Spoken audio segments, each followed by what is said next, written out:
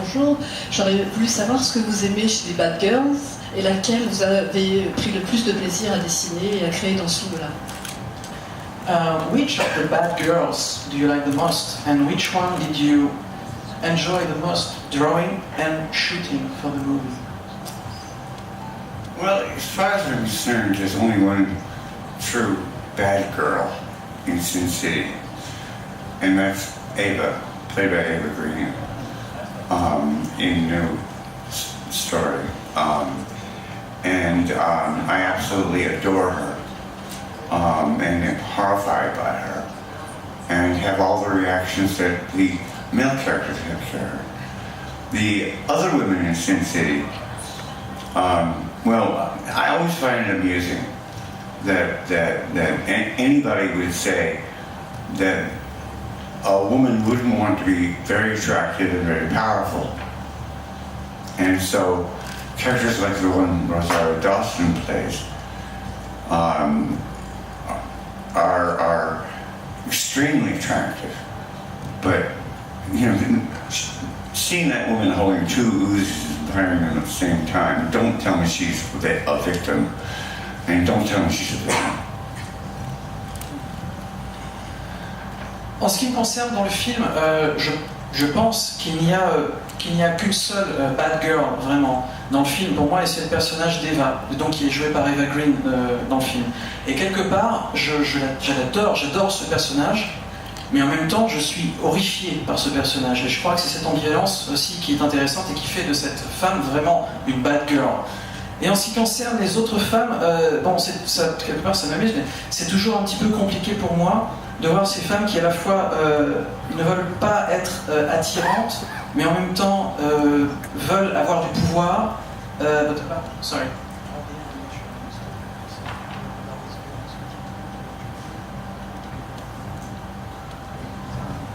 No, what I was saying was that I don't understand anyone who thinks that a woman should be unattractive but powerful, or powerful but unattractive. And in Sin City, what I try to do is the best of both worlds. I mean, women are very beautiful. I love women. And I've also known quite a number of authority women, so I can see their power. And in Sin City, I want to make them look great because as a cartoonist, I want to make everything look good. I want the girls to look hotter than hell, and the guys to look tougher than hell, and the cars to all be classic antiques. I don't believe it's my job as a storyteller, and I wouldn't have any interest in doing something realistic. I'm not an illustrator, I'm a cartoonist. Oui, et donc moi, je ne comprends pas, nous dit-il, je ne comprends pas quand des gens disent par exemple qu'une femme doit être par exemple très belle, mais à ce moment-là, bon, bah, elle n'aura pas beaucoup de pouvoir, ou alors qu'elle aura un grand rôle, un grand pouvoir, mais que du coup, elle ne sera pas très belle. Moi, je ne pense pas à cela, surtout en tant que dessinateur, je recherche évidemment le meilleur, le top, dans tous les domaines. Et pour moi, les personnages féminins, et masculins aussi d'ailleurs, mais les personnages féminins de Sin City, eh bien, elles doivent être très belles, d'ailleurs je les trouve toutes très belles, et à la fois avoir énormément de pouvoir, de force. Pour moi, il n'y a pas d'antinomie là-dedans, il n'y a aucun problème pour que ces personnages soient à la fois très beaux et très forts, très puissants. Et donc c'est la raison pour laquelle je ne recherche pas le réalisme à tout prix, hein, ça c'est clair, parce que je suis un dessinateur et je recherche donc effectivement un certain niveau esthétique, quel que soit le sujet, quel que soit le personnage. Donc c'est la raison pour laquelle pour moi il n'y a aucun problème à ce qu'un personnage féminin soit à la fois très beau et très puissant. One of the things about being a cartoonist is that you tend to come up with stories that involve things that you really want to draw, because you're going to spend most of your time drawing, and sometimes 15 hours a day of solid drawing. And when I came up with Sin City, three of the first things that came to mind were gorgeous women, really tough guys in trench coats, and antique cars that I love. and I was able to compose a story that did all three together. Et vous savez, nous dit-il, lorsque l'on est un dessinateur de bande dessinée, eh bien, on a tendance à avoir envie de dessiner ce qu'on a vraiment envie de dessiner. Parce que si jamais on développe une histoire avec des choses qu'on va pas trouver super intéressantes ou joyeuses à dessiner, c'est dommage parce qu'en tant que dessinateur, on sait qu'on va passer des heures, des semaines, peut-être des années à travailler sur ces thèmes, sur ces choses, sur ces objets, sur ces personnages. Donc moi, je voulais vraiment dessiner, en tout cas lorsque j'ai commencé à réfléchir, à élaborer le scénario de Sin City, la bande dessinée, eh bien, j'ai tout de suite commencé à réfléchir, je voulais que les femmes soient superbes, je voulais que les hommes soient vraiment des gros durs, je voulais qu'il y ait des poursuites en voiture, des choses comme ça. Et en ayant tous ces thèmes en tête, j'ai fini par les mélanger et trouver une histoire qui mélange tout cela et qui me permette de dessiner toutes ces choses que j'avais vraiment envie de dessiner dans cette histoire. Donc voilà, c'était l'origine du thème et de l'aspect graphique de la bande dessinée Sin City. Une autre question, monsieur ici au fond.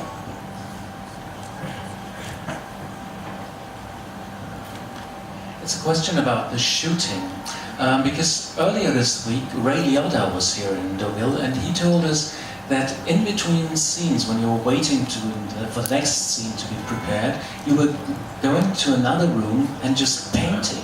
And I was wondering, what did you paint there? Things for the film or just new stuff?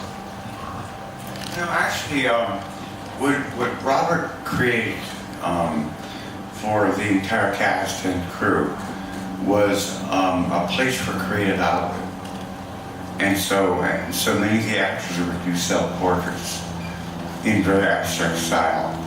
And then he would have a very accomplished illustrator come in and complete them. But that's part of who Robert is. He doesn't like to have a non-creative moment. I've suggested to him that he sell all the trailers that the actors stay in because they never get there. They're always working. Everybody always is. It's a wonderful, energetic, creative environment. Je vais d'abord traduire la question. Vous disiez que vous avez appris donc que lors du tournage du film, Ray Liotta, qui était d'ailleurs parmi nous il y a quelques jours à Deauville, Ray Liotta avait dit qu'entre 2 ou 3 scènes, ce qui se passait, c'est que, eh bien, il a dit donc que le créateur de la série, donc Frank Miller, eh bien, il se retirait dans une pièce et il peignait. Il peignait et donc il voulait savoir qu'est-ce que vous peignez. Est-ce que vous peignez des projets, par exemple, pour peut-être une prochaine bande dessinée ou quelque chose. Et Frank Miller nous dit qu'en fait, Robert Rodriguez a eu une idée, donc le co-réalisateur, a eu une idée, c'est qu'il a décidé de créer sur le plateau de tournage un endroit où on pouvait laisser aller sa créativité.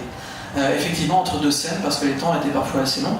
Alors de cette manière-là, bien par exemple, Franck commençait à dessiner un portrait, et puis il y avait, Franck ou d'autres d'ailleurs, et il y avait un illustrateur de grand talent, qui était là d'ailleurs, et qui terminait les portraits en question, et chacun pouvait comme ça laisser s'exprimer sa créativité entre 2 scènes, et c'est quelque chose que Robert Rodriguez avait donc décidé de faire sur le tournage, et qui a été assez utile.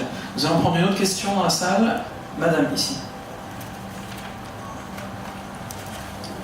Since you said that you're a cartoonist, so you want everything to look good, I wanted to know how much were you involved with the choice of the cast, because based on the fact that you previously draw all the characters, I guess that every actor would probably beg to be a part of this project, such an original project. So I wanted to know if you already had in mind specific females, for example, to play such and such characters.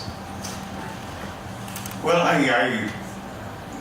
we did a lot of hunting, a lot of casting.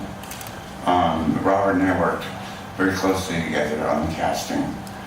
And we would find sometimes I would be, madly in love with the way an actress looked, because she looked just like in the drawings. And she wouldn't be the right one. And it would end up being Rosario Dawson who played it. So it was always a matter of hunting and finding. There's a tremendous amount of talent in Hollywood. and in the movie industry, I should say, because I've never worked in Hollywood. I've worked in places like Austin, Texas, and Albuquerque, New Mexico, and Houston, Texas. But in the movie industry, there's a tremendous amount of talent available, and it's a matter of finding just the right person who says just the right thing in just the right way, and looks enough like the character to get by. En fait, c'est vrai que le casting a été surtout, c'était vraiment une, entre guillemets, une chasse. On est vraiment parti à la chasse des meilleurs acteurs, des meilleurs comédiens que Diane pour pouvoir jouer les rôles que l'on avait en tête. Moi et Robert d'ailleurs, Robert Rodriguez. Parfois il lui arrivait de tomber vraiment amoureux d'une comédienne potentielle, possible, et puis se rendre compte que ça ne pouvait pas marcher pour ceci ou pour cela. Mais il nous dit que lorsqu'il a fait donc cette étape, lorsqu'il s'est intéressé à cette étape du casting, il s'est rendu compte qu'il y avait un nombre incroyable de gens réellement talentueux, de jeunes comédiennes et de jeunes comédiens vraiment talentueux. Alors il a failli dire à Hollywood, mais en fait d'une manière plus large dans l'industrie du cinéma aujourd'hui, parce qu'il a également beaucoup voyagé pour trouver donc ces comédiens. Il a notamment été à Houston, au Texas, il a également été au Nouveau-Mexique. Et vraiment dans l'industrie, il y a beaucoup de talent et finalement c'est assez compliqué. Il faut en voir beaucoup avant de trouver la bonne personne qui va dire la bonne chose de la bonne manière et qui en plus ressemble physiquement avec l'idée qu'on se fait du personnage ou le personnage en question s'il est directement tiré de la bande dessinée. Une autre question, monsieur, ici. Well, actually, first of all, to say that just as an example, the very first person to audition for Goldie was Jamie King, and I just threw up my hands and said to Robert, "Our day's done." And he said, "No, we got to see the rest of these people." We invited them over. And at the end of the day, he said, "You're right, we were done first time out." Et juste pour vous donner un exemple, une des premières personnes qui auditionnait, c'était pour le rôle de Goldie, et c'était Jamie King. Et lorsque cette personne a terminé donc de passer le casting, moi je me suis tourné vers Robert Rodriguez et je lui ai dit écoute Robert, c'est bon, ça y est, notre journée est terminée, on a trouvé le bon comédien, le bon acteur. Et Robert Rodriguez m'a dit non, attends, on a invité beaucoup de gens à passer les auditions, donc non, on peut pas faire ça, et puis on va peut-être trouver quelqu'un d'autre. Donc ils ont décidé de passer la journée à passer donc tout le reste des auditions avec tous les autres membres du casting. Et puis à la fin de la journée, Robert m'a dit non, finalement t'as raison, c'était lui. Donc voilà, c'était juste un autre exemple. In contrast, I had no idea who could play Marv. I was terrified at casting that part. And Robert Rodriguez said to me, "How about Mickey Rourke?" Well, I was a bit out of touch with film at the time, and all I could think was that skinny guy from Body Heat. Well, then he said, "Just meet him," and we were in Robert's hotel room, and this Hulk walks through the door and almost takes out the door jamb with his shoulders and sits down and talks about his therapist and his life in boxing for 20 minutes. Don't even discuss the part. And I remember sitting with my notepad writing, Mickey Rourke, he is Marv. Et en ce qui concerne par exemple le rôle de Marv, qui est donc joué à l'écran par Mickey Rourke, il nous dit qu'au départ il n'avait vraiment aucune idée qui pourrait jouer ce rôle, qui est un rôle, comme vous le savez, très physique pour commencer. Et il était terrifié, il se disait mais on va jamais trouver l'acteur qui sera capable de jouer Marv de manière convaincante. Et Robert Rodriguez, à un moment donné, il était en train de fuir, il lui a dit et pourquoi pas Mickey Rourke? Et Franck nous dit qu'à ce moment-là, ça faisait déjà quelques temps qu'il avait un petit peu décroché du cinéma, donc il avait gardé une image de Mickey Rourke en tête. J'imagine que vous vous rappelez tous de Mickey Rourke au début de sa carrière, donc il a dit mais attends, le type qui est super mince là, tout maigre, lui jouait Marv. Et Robert Rodriguez lui a dit non, rencontre-le et on en reparle. Et ils ont mis en point, mis sur pied une rencontre, et lorsque la porte s'est ouverte et qu'il y a cette espèce de Hulk qui est entré dans la pièce, qui s'est assis avec son look de boxeur tout cassé, et qui a commencé à parler pendant 20 minutes de boxe, il en est parvenu et il se rappelle qu'il avait un petit carnet, il a ouvert son carnet, il a pris un crayon, il a écrit Marv, Mickey Rourke, c'est sûr. Une autre question... Ah, pardon, ça allait vraiment là. Une autre question dans la salle? Ah oui, bah oui, du coup oui, voilà. Bonjour, j'aimerais savoir si le comics de base de Sin City numéro 2, qui est tiré du comics que j'ai fait pour elle, avait un impact sur le storyboard du film et du coup sur l'aspect esthétique de celui-ci. It's the question about the comics, the second sequel of Sin City, but the comic book. Was there some influence on the storyboard and the visual aspect of the movie based on the book, or did you just recreate it all? I did what exists as the entire Sin City series before there ever was a movie. I never intended there to be one.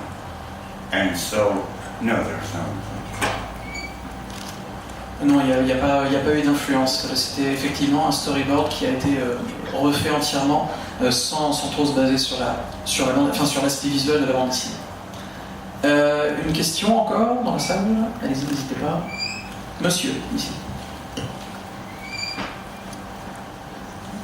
Bonjour. Dans le premier Sin City en particulier, la plupart des personnages finalement sont assez seuls dans leur quête, ou alors s'il y a une association, c'est souvent pour une alliance avec un but au bout. Donc finalement dans cette société, micro-société qui est Sin City, chacun se gère seul. Je voulais savoir si c'est aussi votre regard sur à plus grande échelle la société américaine finalement, où chacun est seul et pour avoir quelque chose, on ne peut compter que sur soi-même. Quand vous parlez du premier film. D'accord. In the first installment of Sin City, the first movie, every character is pretty much alone, lonely in their quest for whatever. In each quest, they're very lonely. If they are actually coming together, it's to make a bond or to try to achieve something by joining forces. Do you have actually yourself? What kind of point of view, of perspective do you have on the society, on today's society? Is it like the same? Everybody's alone in society, or they have to join just to achieve some goal? I write fantasy.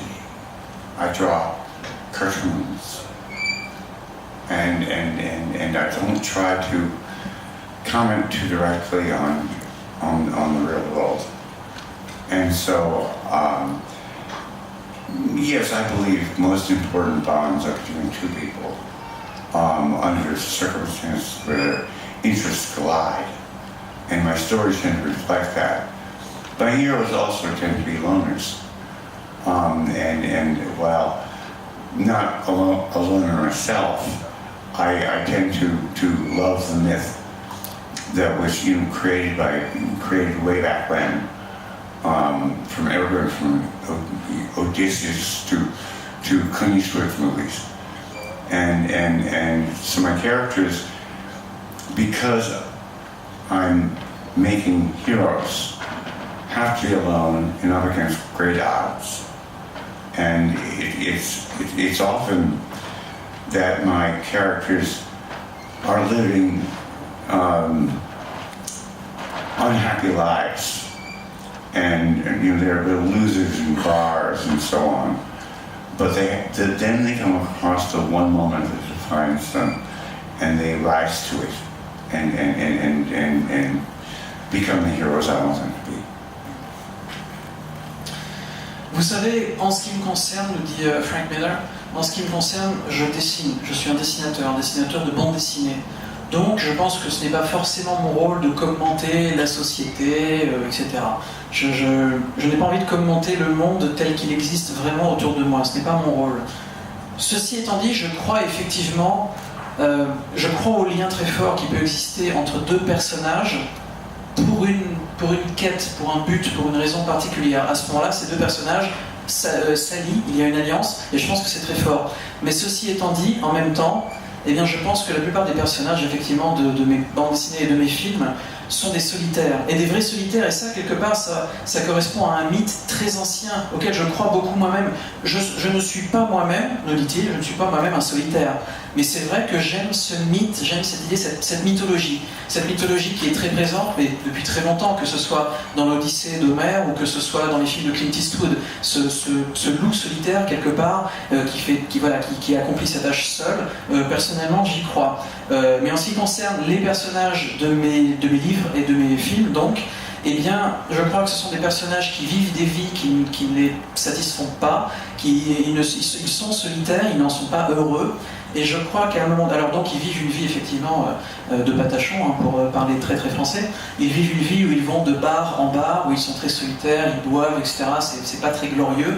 Et puis tout à coup, il y a un moment qui arrive, un moment, une opportunité, quelque chose, ils la saisissent et ils s'élèvent au-delà d'eux-mêmes quelque part pour accomplir une action dont ils n'auraient peut-être pas été capables auparavant et pour devenir eux-mêmes quelque part des héros. Donc oui, c'est un peu le thème de mes livres et c'est un peu le genre de personnage que l'on retrouve dans mes livres. Also, I've got to say that that my whole career has been spent studying the hero. And if there's one conclusion I've come to, it's that heroic decisions are made alone, and they're often made by lonely people.